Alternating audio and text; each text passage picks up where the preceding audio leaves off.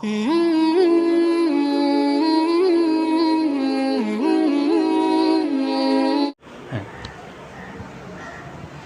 এখনকার বাংলা আর আগেকার বাংলা এটার মধ্যে পার্থক্যটা কোথায়? তাহলে আগের যে বাংলাটা হতো সেটা আমরা এখন ইতিমধ্যে আলোচনা করে ফেলছি। বর্তমানে যে বাংলা আছে, বাংলা ক্লাস কে না এখানে? আপনি? আচ্ছা, আপনিও নেন, দুইজনেই। আচ্ছা দেখেন, ইতিমধ্যে আমরা 9, 10, 6 থেকে 9, 10-এর মধ্যে আমরা যে বাংলাগুলো পারাইছেন ওইটার মধ্যে দেখছেন যে প্রত্যেক চ্যাপ্টার শেষে অর্থাৎ অনুচ্ছেদ শেষে, মানে একটা যখন আমরা অধ্যায় করাই তখন একটা অনুচ্ছেদ থাকে বা কবিতা থাকে বা যা থাকে, ওগুলো থাকার পর কিছু কিছু ওই অনুচ্ছেদ থেকে গ্রামার কিছু দেয়, পদ নিয়ে, তারপরে এরপরে আরও বিভিন্ন ধরনের বিশেষণ এগুলো উল্লেখ করতে বলে, বা আরও আদার্স যে গ্রামারগুলো দেয়। এরপরে বলে যে একটা ঘর দিছে, অনুচ্ছেদ লিখেন, এটার অনুকূলে একটা অনুচ্ছেদ লিখেন, ঠিক আছে? এইভাবে করে আরও বিভিন্ন আইটেম দেওয়া থাকে। একটা অভিজ্ঞতার শেষে বা মধ্যখানে অনেকগুলো আপনাকে বইতে কাজ দেওয়া থাকে, এবং বইয়ের নিচে আরও কিছু কাজ দেওয়া থাকে, এই কাজটা করবেন, এটা খাতায় করবেন। যেগুলো গ্যাপ দেওয়া আছে বইতে সেগুলো বইতেই করাবেন, আর যেগুলো আরও কতগুলো দেওয়া আছে ছোটো ছোটো বক্সের মধ্যে এই কাজটা করবেন, এই অনুচ্ছেদটা লিখে আনবেন, এই অনুচ্ছেদের আলোকে এই অনুচ্ছেদটা লিখে আসবেন, এগুলো খাতায় নেবেন ওদের থেকে। তাহলে এটার মধ্যে আমরা কী শিখলাম? এটা হচ্ছে যে এবার আমরা বাংলা প্রশ্ন দেখছেন 6-এর, দেখেন নাই? 6-এর বাংলা প্রশ্ন দেখি আমার কাছে আছে কি না একটু দেখেন।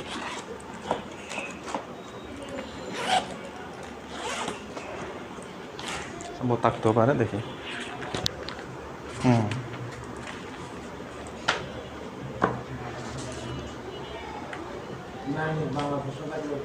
নাইনের এখনো হয়নি, যে 6-এর বাংলা প্রশ্ন, এটা হচ্ছে 6-এর বাংলা প্রশ্ন, ঠিক আছে? হ্যাঁ, এই দেখছেন? তারপর এটা হচ্ছে এটা, তারপর হচ্ছে এটা, ঠিক আছে? হ্যাঁ, আমি অবশ্যই দেবো, এটা আমি আগে একটু বলি। প্রথমে এখানে দেখেন, আমরা এখানে হুবহু বই থেকে কিছু আসবে না। আগেকার আমরা বই থেকে কী করতাম, বই থেকে একটা প্রশ্ন শিখলে ওইটা হুবহু গিয়ে লিখে ফেলতে পারতাম। সৃজনশীলও ঠিক সেম, ক আমরা কিন্তু মুখস্থ করতাম, ঠিক আছে? হ্যাঁ, বই থেকে লেখা, তারপর গগুলো এগুলো অনুচ্ছেদের সাথে মিল করে তারপর লিখতাম উদ্দীপকের সাথে। তারপর এখানে হচ্ছে গ্রামার তো বাংলা দ্বিতীয় ঠিক সেম, কিন্তু এখানে এই কাজটা করে নাই, কারণ সরকারের এখন নিয়ম হচ্ছে মুখস্থ যেটা আছে মুখস্থ বিদ্যাটা তুলে ফেলবে। হ্যাঁ, প্র্যাকটিক্যালি ক্রিয়েটিভিটি, অর্থাৎ একজন বাচ্চা নিজে থেকে কী করতে পারে সেটা মূলত এই নতুন কারিকুলামের সিস্টেম হচ্ছে এটা। ওই বাচ্চাটা নিজে থেকে কী করতে পারতেছে, বই থেকে ফলো না করে, অর্থাৎ বইয়ের মতো করে আসবে, কিন্তু বই থেকে কিছুই আসবে না। অর্থাৎ তার থেকে নিজে থেকে এগুলো সৃষ্টি করতে হবে। কীভাবে সৃষ্টি করবে? যখন আমরা এখানে এই যে পরীক্ষা নিলাম, পরীক্ষার মধ্যে একটা বলছে বার্ষিক, তাহলে প্রতিষ্ঠা বার্ষিক উপলক্ষে বিদ্যালয়ে একটা অনুষ্ঠান হয়েছে, ও অনুষ্ঠানের মধ্যে কী করতে হবে, যেমন একটা প্রতিবেদন লিখতে হবে, একটা যে আমন্ত্রণ বা গিয়া দেখতে হবে, তারপর হচ্ছে এখানে এরপর কথোপকথন করতে হবে, বার্ষিক অনুষ্ঠানটার মধ্যে কোন অতিথিরা আসবে এগুলো আমাদের সার্ট করতে হবে। আগেকার আমরা কী করতাম, বইতে যা আছে তা মুখস্থ করতাম, এখন এরকম না। একটা অনুষ্ঠানের মধ্যে আমরা জানি, এবার বাচ্চাটা চিন্তা করবে একটা অনুষ্ঠানের মধ্যে কে আসতে পারে, কী ঘটে, অতিথি কাকে আমরা দাওয়াত দিই, কার পরে কে থাকে, বক্তৃতা কে করবে, আয়োজনটা কীভাবে করবে, স্টেজটা কীভাবে করবো আমরা, ঠিক আছে? এবার বাচ্চা নিজের মধ্যে নিজেই ডুবে গেছে, সেই ডুব দিয়ে এবার চিন্তা করতেছে এখানে কী হতে পারে। প্রথমে যে আমরা যে একটা অনুষ্ঠান করি, আমরা মাদ্রাসা অনুষ্ঠান করেন না, তো অনুষ্ঠান করার মধ্যে প্রথমে আমরা কী করেন, প্রথমে আমরা যে অনুষ্ঠান করবেন ওই ডেটটা ঠিক করেন, আগে কমিটিরা বসে বা শিক্ষকরা বসে পরামর্শ করেন, তারপর এরপর হচ্ছে যে বসে দিন ঠিক করে, এরপর কিছু টিচারদেরকে দায়িত্ব দেওয়া হয়, এটা আপনার এটা করবেন, এটা আপনি করবেন, এভাবে প্লেসটা ঠিক করবে, আমরা অনুষ্ঠানের মধ্যে ওকে দাবাত দেবো, তারপরে এই কাজগুলো করব। আমরা এখানে অনুষ্ঠানের মধ্যে এই সুসিগুলো থাকবে, মনে খাম নাচ গান এইগুলোই জাতীয় থাকবে, শিডিউল থাকবে, এইগুলো নিয়ে আমরা যখন চিন্তা করি, এরপর আমরা আবার চিন্তা করি একজন অতিথিকে দাবাত দেবো, দাবাত দিলে একটা সিডি দিতে হবে না, ওই সিডিটা কীভাবে দেবো, কী লিখবো এখানে সিডির মধ্যে, ঠিক আছে? এরপর হচ্ছে আমরা একটা প্রতিবেদন পাঠ করতে পারি এখানে, যেমন বিদায় অনুষ্ঠান বা গিয়া হলে তখন আমরা প্রতিবেদনটা কীভাবে পাঠ করব, এই জাতীয় এগুলো। তার মানে এটা আপনাকে আগে মুখস্থ করে আসতে হতো, এখন আর মুখস্থ করে আসতে হবে না, এখন বাস্তবিক জীবনের সাথে আপনাকে যোগ করে, হ্যাঁ একদম অ্যাটাচড, অর্থাৎ বাস্তব যেভাবে হচ্ছে এভাবেই এখন।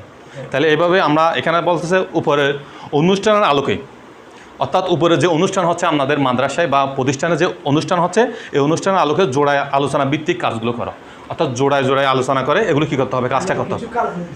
হ্যাঁ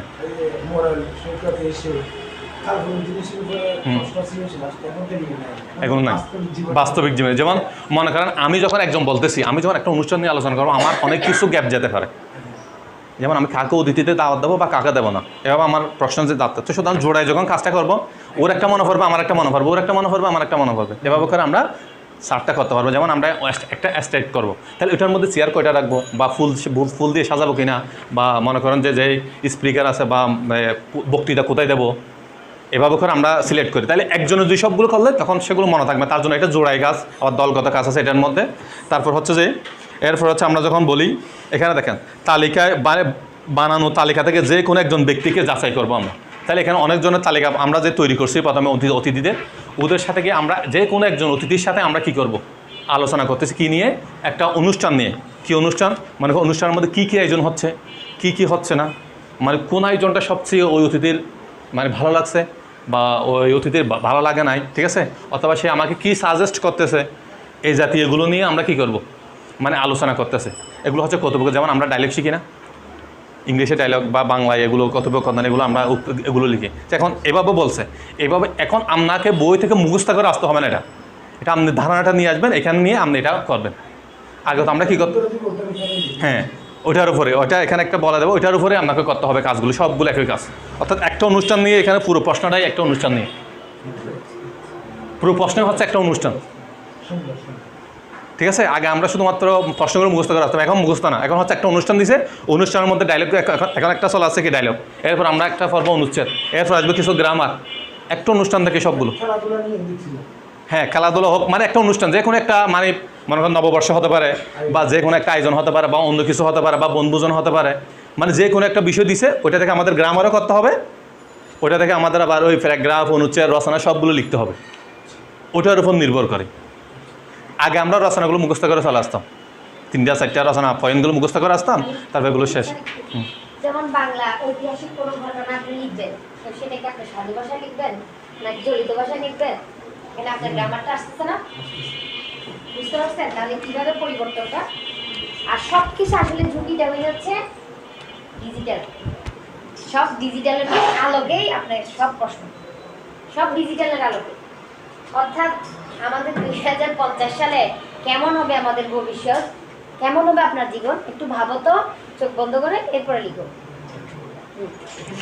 আমরা বাংলা সেকেন্ড ইয়ারে একটা জিনিস লক্ষ্য করতাম, গ্রামারের পাশে গ্রামারের একটা নাম্বার থাকার পরে নির্মিত অংশ বলে কিছু অংশ ছিল, ঠিক আছে, ওটাতে নির্মিত অংশই রাখে। এটা হচ্ছে গ্রামার পার্ট, মানে ব্যাকরণ পার্ট, এটা আলাদা। ব্যাকরণ পার্টটা আমি যে কোনো ক্লাসে ছিলাম, বাংলা ক্লাসে গেছিলাম, মোটামুটি আছে, পাওয়া যায়, ঠিক আছে। তবে নির্মিত অংশটা, নির্মিত অংশ বলতে আপনি রচনা, প্যারাগ্রাফ, চিঠি এগুলোর কথা বলতেছেন আর কি। এই আমি এটার মধ্যে অ্যাটাচ করে দেব, এটার মধ্যে অ্যাটাচড আছে, যেমন আমি আপনাকে বললাম ডায়লগটা বা কথোপকথন, এটা একটা নির্মিত অংশ না, নির্মিত অংশ, সেটার মধ্যে আলাদা কোনো কিছু করা যাবে না, আলাদা না, মানে ব্যাকরণ পার্ট যেটা আছে, হ্যাঁ এটা তো একসাথে ছিল না আগে, হ্যাঁ আলাদাই ছিল, হ্যাঁ এখন সেম একটার অন্তর্ভুক্ত করে। হ্যাঁ এখন আপনার যে ব্যাকরণ অংশ আর আপনি যে বলছেন নির্মিত অংশ, এইটা বাংলা প্রথম সবগুলো একটাতে করে ফেলছে। আগে আলাদা আলাদা পার্ট ছিল, এখন আলাদা আলাদা পার্ট নেই। কোনো পত্র থাকবে না, পত্র নেই, কথাটা বলা হচ্ছে। হ্যাঁ হ্যাঁ সবগুলো একটাতে অ্যাড করে ফেলছে। তো ব্যাকরণ পাঠটা মাত্র 2 পৃষ্ঠা, দেখেন আমাদের তেমন কিছু নেই, না খুব অল্প না, এটা হচ্ছে আপনাকে করতে হবে। যেমন আমি আপনাকে এখানে, হ্যাঁ ক্লাস 6-এ যেমন আমি বলি, আর একটা প্রশ্ন আছে, আপনি যে এখানে উপরের যে অংশটা আছে এখানের মধ্যে সর্বনাম এবং ক্রিয়াপদ এগুলো আপনাকে বাছাই করতে হচ্ছে। হ্যাঁ যেমন ষষ্ঠ শ্রেণীর একটা উদাহরণ দিচ্ছে, প্রত্যেক ক্লাসে একই রকম এইভাবে করে আসতেছে। যেমন আপনাকে ক্রিয়াপদ, সর্বনাম পদ বাছাই করতে হতো, আপনি যে গ্রামার না জানেন সর্বনাম কি, ক্রিয়াপদ কি, এগুলো জানবেন, তাহলে এগুলো আপনাকে জানতে হবে না আগে। তারপরে এর বলে হচ্ছে এখানে বর্তমানে সাধু ভাষা আর একটা হচ্ছে চলিত ভাষা। চলিত ভাষা কি আছে এখন? আছে নাই, চলিত ভাষার নাম পরিবর্তন হয়েছে, প্রমিত ভাষা। আপনাকে এটা পরিবর্তন, তাহলে আপনাকে পরিবর্তন হয়ে যেতে হবে। বাচ্চাদেরকে কিন্তু এটি শিখে দেয়, আপনারা আপডেট জানতে হবে। আগের বাংলা কিন্তু সাধু ভাষার ভিতর লিখতে, হ্যাঁ এটা হচ্ছে 1800 ওদিকে, এখন চলিত ভাষার জায়গায় প্রমিত ভাষা। হ্যাঁ আগে সাধু ভাষা এখন অধ্যায় বলতাম, এখন অধ্যায় বলা যাবে না। এখন অভিজ্ঞতা। বলতে বলতে আপনার অভ্যাস হয়ে যাবে। অভ্যাস হয়ে যাবে। কিছু না বলে বাদ দিবেন। আপনার লাইফ শেষ, আপনার ভবিষ্যতের জন্য দেরি অভিজ্ঞতা করবেন। নম্বর 1, অভিজ্ঞতা নম্বর হ্যাঁ অভিজ্ঞতা 2 এইভাবে হ্যাঁ, আছে। অধ্যায় 1 বলবেন না, অভিজ্ঞতা 1, অভিজ্ঞতা 2 এরকম হ্যাঁ। পাল্টাই দিবেন, তাহলে আস্তে আস্তে চলে আসবে। তারপর আমরা বানানো তো, এখন স্যার বানানো দেখছেন তো আপনারা, সব দীর্ঘিকারের কাজ আস্তে আস্তে সব বাদ। দীর্ঘিকার বলতে এখানে আপনার যে বিদেশি শব্দগুলো আছে এগুলোতে দীর্ঘিকার ইউজ করা যাবে না। এগুলো হচ্ছে প্রমিত ভাষার একটা নিয়ম।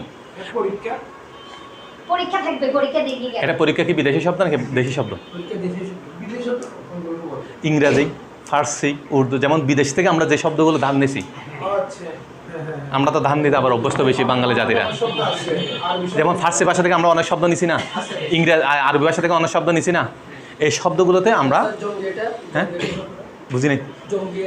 এটা বিদেশি শব্দ এটা রসিকার ইউজ হচ্ছে জঙ্গি এটা কোন শব্দ? এটা ফার্সি ফার্সি শব্দ হলে এখানে সম্ভবত 2-1টা। না স্যার এটা রসিকারই আগে দিয়েছি ঠিক আছে স্যার এবার তো বিদেশি শব্দ এগুলো যারা বাংলার ব্যাকগ্রাউন্ড আছে, বাংলার কেউ নাই অনার্স মাস্টার এরকম, অনার্স করছে এরকম কেউ নাই বাংলায়, ইংলিশে করছে আসে দেখ ওগুলো বাংলায় পড়লে এগুলো দেখতে পারবেন আপনারা। এই বিদেশি শব্দগুলো আর এগুলোর উপর ক্লাস নেবে তখন। এরপর দেখেন এখানে বলছে যে আমরা বাক্য পড়ছিলাম, বিবৃতিমূলক বাক্য, প্রশ্নবোধক বাক্য, অনুজ্ঞাসূচক, আদেশসূচক, এগুলো বাক্যগুলো আমরা পড়াইছি না। এগুলো আমরা আগে কী করতাম, এগুলো কাকে বলে মুখস্থ করে আসতাম, একটা উদাহরণ মুখস্থ করে আসতাম, তারপর লিখে দিতাম। এখন হচ্ছে এভাবে না, এবার হচ্ছে অনুচ্ছেদ। এখানে যে আপনি যে অনুচ্ছেদ লিখবেন বা উপরে অনুচ্ছেদ দেওয়া থাকবে, এখান থেকে আপনি বাছাই করে লিখবেন কোনটা কোন বাক্য।